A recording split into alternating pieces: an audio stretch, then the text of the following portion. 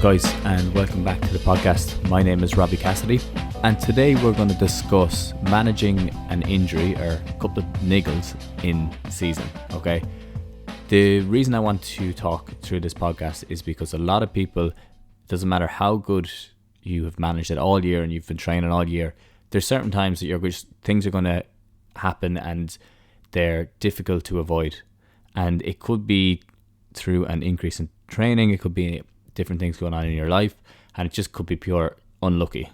And I want to talk through a few of those, how you can manage it, what you can do to get it better, as well as what you can do to still perform in season without making that injury any worse and still make your place. Okay, so this episode I'm going to try to keep it short and sweet to hit the main points, but it's going to be applicable to anybody who's playing sport or is involved in any activity that when you're in a competitive season, everything obviously ups and then you're feeling like things start to flare up again. Okay, so to look at the very first part of it, I think the best thing to jump into are what are the main problems that I see with clients who are trying to manage load or manage injuries in season. Okay, well, I think the first thing that you see, and this is really, you'll see this more in like GA and field sports, is that they'll try to go 100% every session.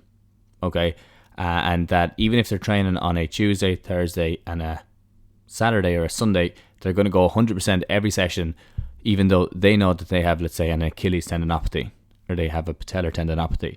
And then they're wondering why on Tuesday they might feel good, on Thursday then they're carrying that injury, things have kind of flared up a small bit, and then on the Sunday things have flared up even more and you're feeling like you aren't able to train or you're feeling like you have to pull out early.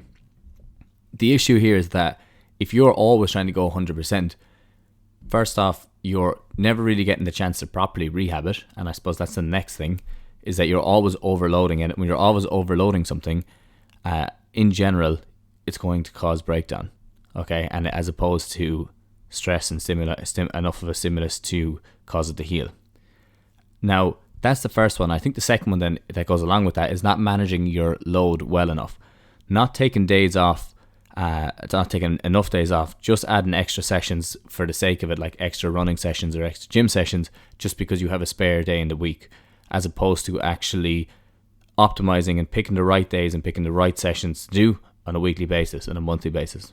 Okay, so you need to manage your load well in season, and I've talked about this in a previous podcast where I talk about how you can manage load better in season. So if you want to check that out, it's about 5 or 6 podcasts ago. And it's basically just looking at different ways of managing your load in different sports.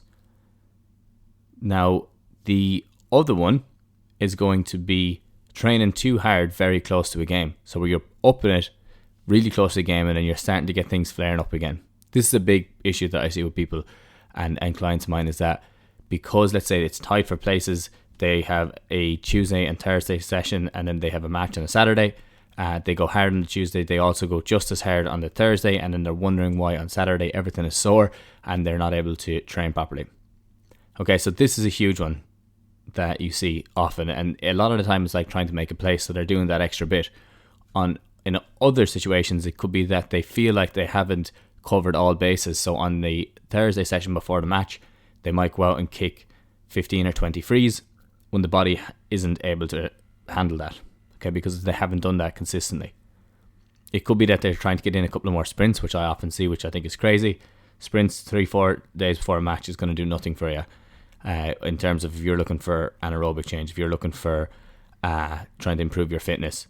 2 days before a game, it's just going to take away from it. Now, there is the other side of it where you can do speed stuff to build everything up and just to get that bit quicker. I understand that side of things. But if you're looking to gain fitness, you're fattening the pig the day before the fair. Okay, outside of that then I think it's you're not taking care of diet, you're not looking at your sleep, you're not looking at your hydration. That's a huge one with people. They're looking at everything else, but they're not taking care of the most important things, and they may be just relying on foam rolling because it makes them feel better in the moment. They may be relying on massage because they're just feeling that bit, I suppose, more comfortable after it, more relaxed, which are all good modalities. I think they're good as an adjunct, but as a main form of recovery, they're not going to be the best thing for you. Okay, so looking at your diet, looking at how you can manage your stress better, looking at how you can manage or improve your sleep. Maybe you look at getting naps in during the day and naps in before the game. That's another huge one. I think that's a massive one, and they look at fighters a lot. Fighters, some of the best fighters in the world are able to turn off and turn on. So they can turn off before they fight, in terms of like, you'll even see some of them sleeping right up till 5 minutes, 10 minutes before a fight, wake up, slight warm up, get everything ready, and then they go into the fight. So I think if you need to take care of everything outside of it. You can't just look at trying to do all the work on the pitch or trying to do all the work on the track or on the road, but not taking care of everything in the background that's going to help you recover day to day. Because you can, even in season, you can still improve and clear up a tendinopathy, or you can still improve a muscle injury, okay, or tight muscles or whatever it is. You can improve all these conditions in season if you take the right approach to it. I suppose the next thing then is just not following their rehab. I guess like not doing enough rehab in the first place on the days off, or maybe sometimes people are doing too much and it's just holding them back a bit. So this kind of comes back to managing your load a bit, and getting a good idea of what you need to do at the right times, and then when you actually should pull back and when you should rest and recover. And another huge one, and this is one that I often see in season, is just relying on strong painkillers for every game. The amount of people that you see that rely on the likes of Diphene just to get through games is crazy. And it's a great way of setting yourself up for injuries in the long term, and injuries that are just not going to clear up. If you take strong painkillers, you're not going to be able to manage your game a bit better. You're not going to be able to manage your game well. You're not going to be able to manage your run well. Okay, just because all you're doing is you're putting a band-aid on it and you're masking the situation. All right, so just if you find yourself you're taking strong painkillers to get through every game, you need to take a step back and have a look at that, because it's not the best option long term, and obviously it's not that great for your body either. So I think when you're looking at that, it's the self-management side of things are poor, in that people aren't managing their load. They're not pulling back when they should. They're just masking it by foam rolling, they're masking it by dry needling, they're masking it by taking painkillers, and then they're not actually following the rehab, and they're not taking care of all the background stuff. So I guess when we look at how you can manage it better and what you can do to help to heal an injury or help to heal an issue in season, would be the first thing I would say, okay, is you obviously have to take care of your rehab outside of training. So making sure that you are taking the time to go through your rehab protocol and liaising and talking with the coach and talking with your physio about what's the best option, when should you take days off, what you should do on your days off, what you should do during your recovery days, as well as when do you want to fit in the exercises that they've outlined for you. Okay, that's a huge part. Making sure that you take care of the rehab is huge. And that's something that I do with my clients all the time, is that we talk. I've got nearly constant contact with some of them in season, especially coming up to championship games or big runs, or even competitions, in that they'll be wondering, okay, I missed a session yesterday. Is it too late to get that session in today? Should I do it or should I pull back? All right, and it really, really helps, because then I can talk through, well, if you get that session in, it's going to fatigue this and you're more of a chance of injuring it going forward. Or it could be maybe pick out these 3 to 4 exercises from that session, or even 2 exercises from that session, and try to get those in instead. Okay, those little changes make a big, big difference in the long term, and it make a huge difference in trying to heal up these issues over a season, because there's no point just taking a hit during a season with an injury and then trying to carry it for the rest of the season. You probably should be trying to clear it up as soon as possible so that you can perform as best you can. Okay, so that's the first one, is just making sure that you're taking care of rehab outside of training. And just, it's best to reach out for a professional in this situation so that you have a good idea of what the right things are to work on, as opposed to just going about it on your own. Okay, so that's the first one I would say. The other one, okay, and this is a different one that it's a different way of looking at it, is that you can look to manage your energy expenditure during training. So this is key, and this is when you look at professional athletes, this is what they do very well, because they say it's very hard to be a professional athlete and not have any injuries. They said they're generally always carrying some form of an injury. So this is a huge one. If you're able to manage your energy expenditure during training and during games or during runs, then you can find that you'll be able to, I guess, get the best out of a session as well as not flare it up anymore, as well as give it a chance to recover when you step out and when you're finished up training. Okay, so how do you do this? First off, you need to look at the drills that you're doing in a session. You need to get an idea of what's causing the issue to flare up. Is it sprinting? Is it jumping, catching? Maybe it's kicking or striking a ball. It could be deceleration. It could be running downhill. Okay? Maybe it's turning or doing a spin or doing a sidestep or whatever it is. Once you get a good idea of what flares it up, it's easier to reduce your exposure or limit your exposure to that. So if you know it's sprinting and they're going doing sprinting and training, you can step out and do something else instead. Okay, if you know there's going to be a lot of contact and you have a shoulder injury, then it's best to just kind of step out and do something non-contact and work on your skill, the skill side of things. If it's, you know that it's running downhill is going to get you, well then maybe move towards a track. Okay. For other people or for other runners that I've worked with, it's trail running gets them, but they can still do road running because trail running is all over the place with your foot placement. So it could be that you change it from that. And it could be the opposite way. It could be that could be your rehab as well, that you go to trail running as opposed to road running and just do it at a shorter distance. Okay?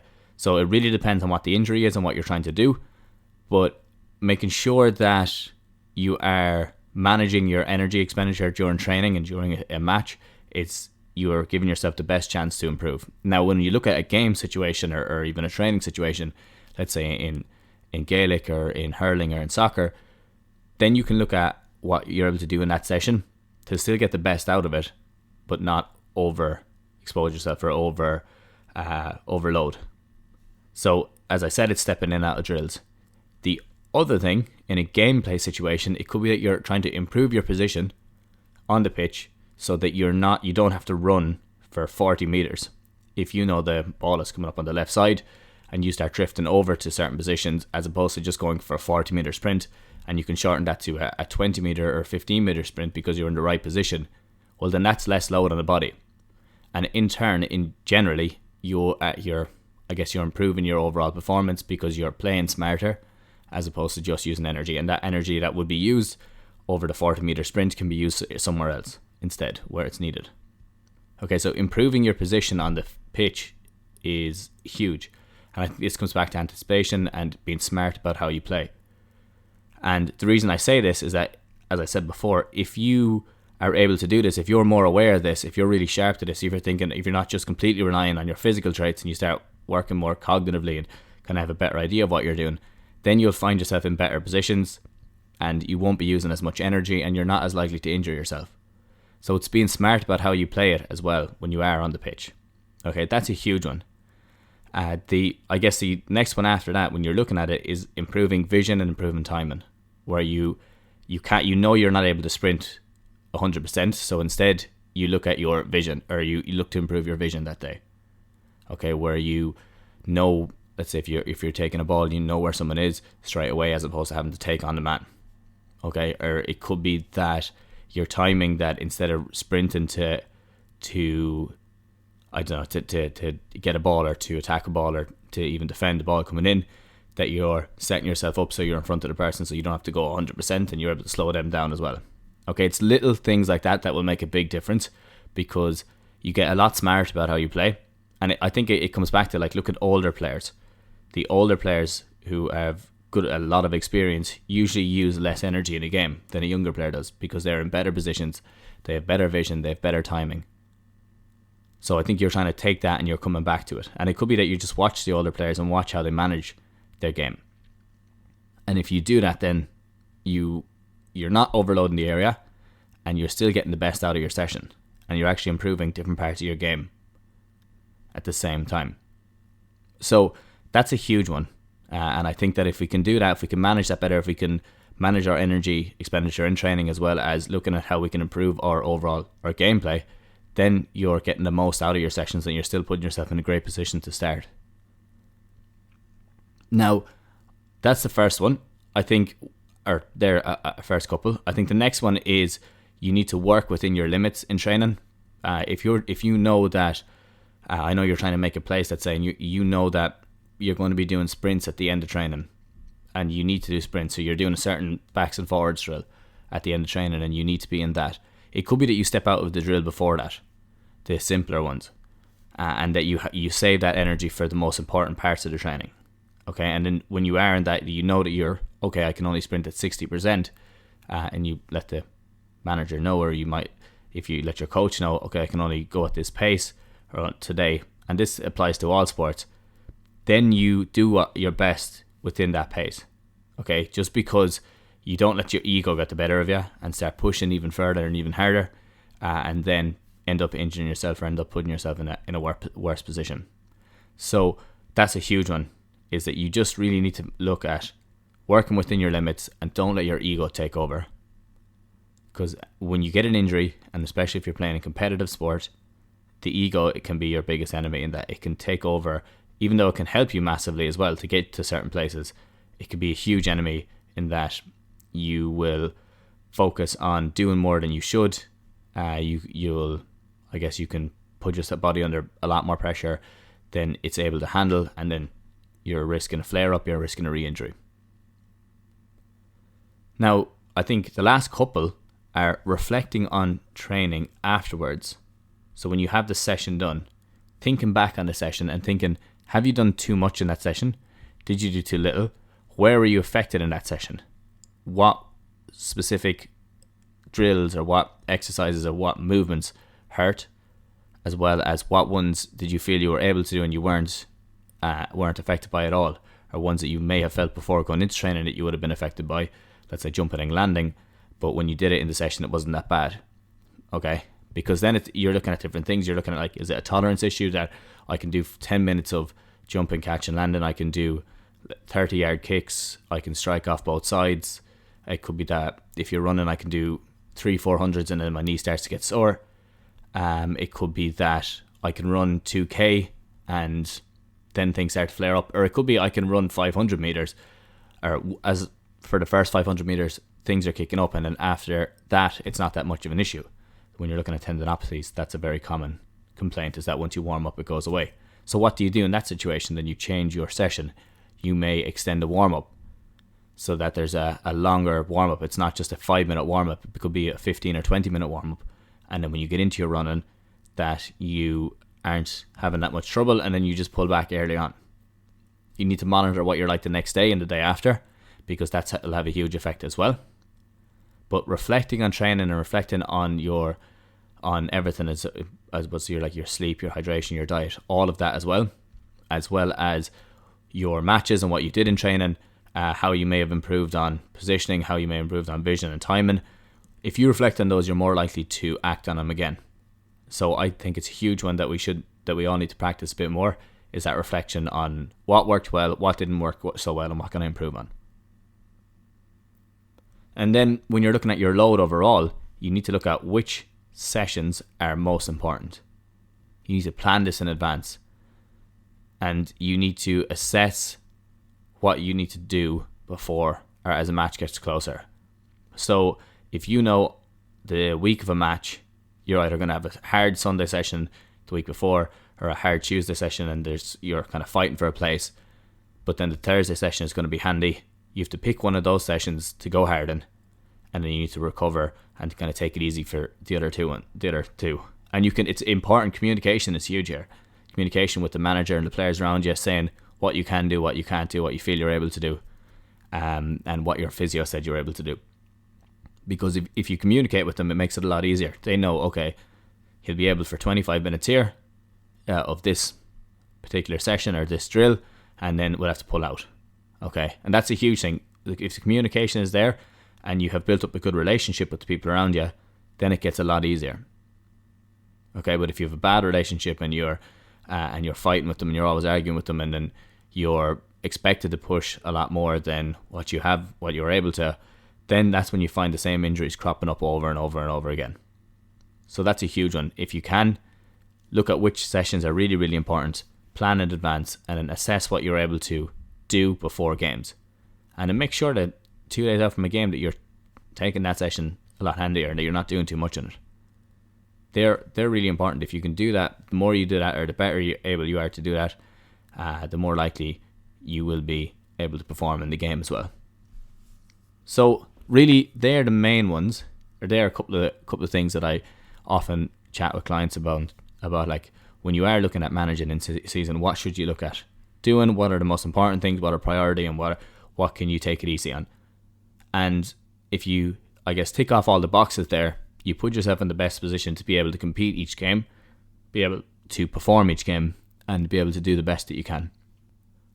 But that is going to be everything from me this week. I really hope that you were able to take stuff from that. If you were, I'd love if you could send it on to a friend who may be struggling with a couple of issues this season, or who struggles with a couple of issues in the off season.